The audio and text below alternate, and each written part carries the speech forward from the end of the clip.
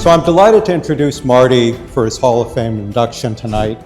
He's been an outstanding partner and friend for many years, and this recognition is well deserved. Since returning to serious bridge, Marty has a fantastic record in high-level events.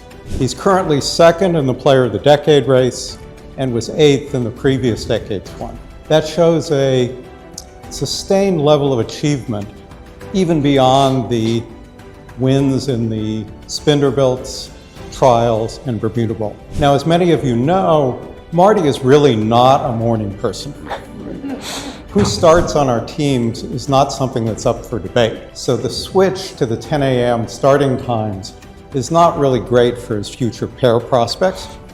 Now, Marty is a strong technical player, but also an imaginative one. Recently, he held ace third, void, ace jack third, and 7 solid. I opened a club, and he raised to 2 clubs. I showed a weak no trump, and his choice was to bid 3 spades on his ace third, showing shortness. When I bid 3 no, he then bid 7 clubs. This had the effect of helping to induce a heart lead into my ace queen, letting me claim at trick 1. So that hand is indicative of Marty's style. He's not one to just sit and wait for good things to happen. He plays an active game, and he knows that aggressive players who bid to game on thin cards should be doubled when the cards aren't lying well. This has led to some interesting numbers over the years.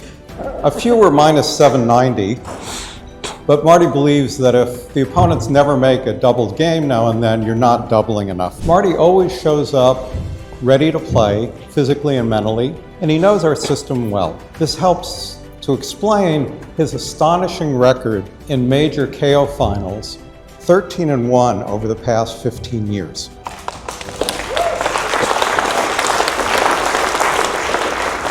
Of course, a few slices of luck helped along the way, but we'll take them. Away from the table, Marty is equally impressive. He's a top-notch financial advisor, and I've benefited over the years several times from his winning suggestions. He's also a master at using credit cards and exploiting deals there. He travels to tournaments with a whole wallet full of cards so he can choose just the right one for each occasion. And his wife Andrea has commented that she sometimes worries that she'll use the wrong card if she doesn't check with him first. Marty's also a go-to person for using airline and hotel points, and is generous with his advice, even if it's the 3rd time that you're asking him. Marty's also very much a people person. If he's flying solo, he's likely to know his seatmate's life story by the time they land. He also loves to go out to dinner with friends and is a great dinner companion, but ordering is sometimes a little bit of an adventure. I see others know this. Marty doesn't do dairy or fried foods or mushrooms or coconut. And he sometimes enlists others to ask the server questions so he doesn't seem to be too picky. Marty's people skills have also served him well in managing bridge teams to get the best out of the teams, and also he's good at getting the best out of his partners. I've been very lucky to have him as a friend and partner for many years. Welcome to the Hall of Fame, Marty. You belong here.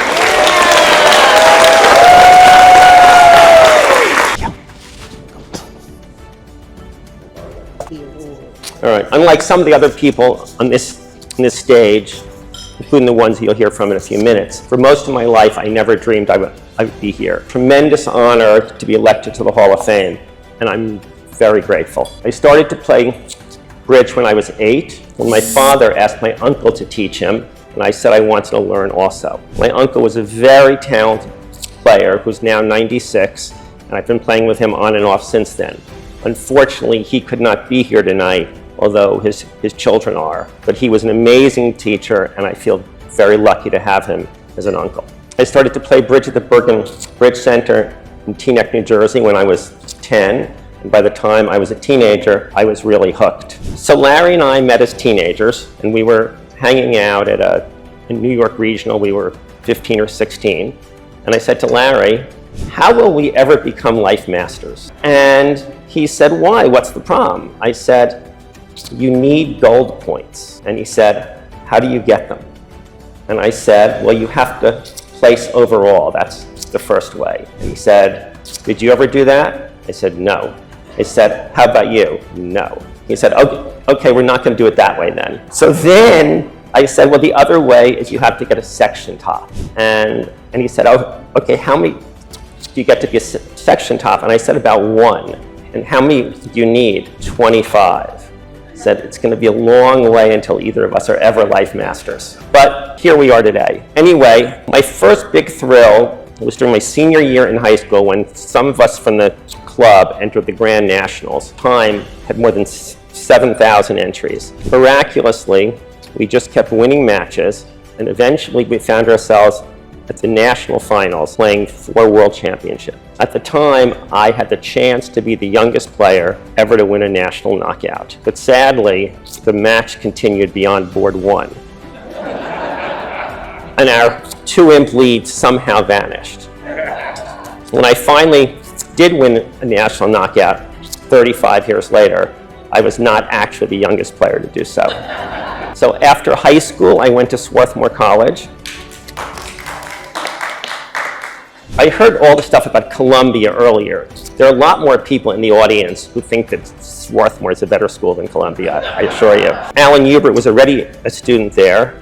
As a freshman, we won the intercollegiate championships in a field that included Chip Martell, thus beginning our long friendship, and Bobby Levin, who many years later would become a friend and teammate. And speaking of Swarthmore, I'm very appreciative that there are a large number of friends and relatives here tonight, including many from Swarthmore, very few of whom ever played a hand of bridge. But it's not unreasonable to say that my bridge career appeared to end at that point. I was studying a lot in college and hardly ever attended tournaments.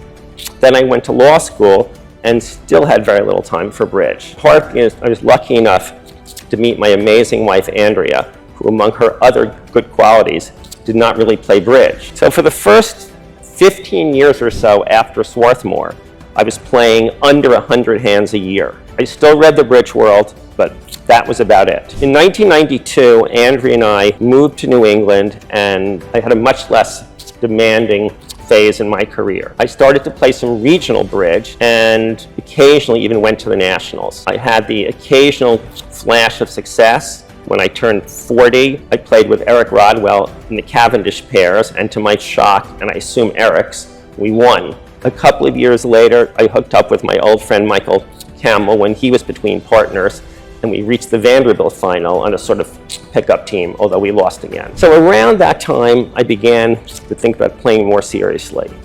And several years later, after some business success, I'd become close friends with Chip, and he and I had played off and on in some pair events, and I'd learned a lot. And I've been playing with Michael Camel in the last few nationals. So he and I formed a team with Chip, his partner, the late, great Lou Stansby, and Steve Weinstein and Bobby Levin. We had some great success, including winning my first Vanderbilt after losing the finals yet again previous year, and we won the team trials, and I played in my first world championship. Since then, I've had many great and sometimes lucky results, with a major highlight being a very close win in the 2017 Bermuda Bowl. I remember someone asking me that day, right afterwards, when I was a kid at the Bridge Club, did you ever imagine if you'd win the World Championship? Of course not, I said. And then she said, probably no more than you imagine playing for the Yankees. And I was like, wait a second. So like anyone on this stage, and maybe more than most, I have a lot of people to thank. First and foremost is my wife, Andrea, who surprisingly, after more than 40 years of marriage, she still puts up with me and has been remarkably supportive of everything I want to do, and my bridge endeavors in particular. I've always had wonderful partners and teammates, both great players and great friends. Some of the people to whom I owe the most, other than Chip, of course, whose efforts and patience with me I cannot possibly repay. So one last thing. I used to roll my eyes when some old Hall of Famer said he thought he was playing the best bridge of his life. Now I guess I'm that old guy, although I still think of myself as a young player. But I hope it's true for me, or at least that no one rolls their eyes, and I can continue to play my best for at least a while longer. But no matter what, I know I'll continue to enjoy the game and spending time with and learning from all of you. Thank you.